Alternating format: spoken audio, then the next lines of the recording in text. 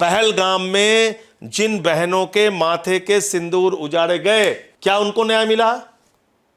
वो 4 खूंखार आतंकवादी कहां हैं? कब मारे जाएंगे वो? आप बताइए। हिंदुस्तान में 200 किलोमीटर अंदर कैसे घुस गए वो?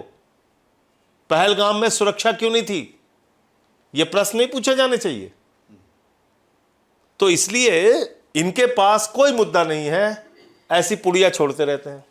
और इसमें मैं अकेले उनको दोष नहीं देता, इस देश की जनता की भी जिम्मेदारी उतनी है। मैं उसी सवाल पे आ रहा था कि आप कह रहे हैं कि वो ऐसा कर रहे हैं, गलत कर रहे हैं, मगर देश की जनता एक बड़ा हिस्सा ऐसा है जो उसको हीरो मान रहा है। मैं इस पे आ रहा हूं। हाँ। मैं आ रहा हूं इस पे जी। मैं कह रहा हूं कि इसके लिए देश की जनता भी जिम्मेदार है। आपको खुद ये समझ में नहीं आता, खुली आंखों से आप अपने आगे देख रहे हो, 200 लाख करोड़ रुपए का कर्जा हिंदुस्तान के ऊपर हो गया। एक ही व्यक्ति है नरेंद्र मोदी का दोस्त अडानी, जिसको आप कोयला दे रहे हो, गैस दे रहे हो, बिजली दे रहे हो, पानी दे रहे हो, पोर्ट दे रहे हो, एयरपोर्ट दे रहे हो, सड़क दे रहे हो, बिजली दे, सब कुछ आप उसी को सौंपते जा रहे हो। और फिर भी इस देश के लोगों के मन में कोई गुस्सा, कोई नाराजगी नहीं आती। इस देश में 3,44,000 करोड़ रुपए के कर्जे 40 उद्योगपतियों के माफ किए गए हैं। आप कल्पना कर सकते हैं? पूरे देश के किसानों का कर्जा उतने में माफ हो सकता है। सही। 70,000 करोड़ का कर्जा माफ किया था ना कांग्रेस पार्टी की उस समय की सरकार ने।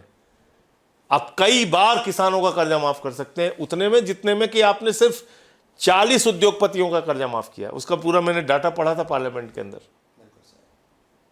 तो कसूरवार जनता भी है, आप कह रहे तो हैं। मेरा ये कहना है कि अगर वो आज इतनी कहने की हिम्मत पा रहे हैं कि हम बाबा साहब डॉक्टर भीमराव अंबेडकर जी के द्वारा लिखे गए संविधान की प्रस्तावना बदल देंगे, उसकी मूल आत्मा को नष्ट कर देंगे, उसको कुचल देंगे, तो इसका मतलब जो हमारी आशंका है और जो बार बार हम कहते हैं कि ये इस देश के संविधान को बदलेंगे, इस देश में आरक्षण खत्म करेंगे, इस देश में भेदभाव की नीति लाएंगे।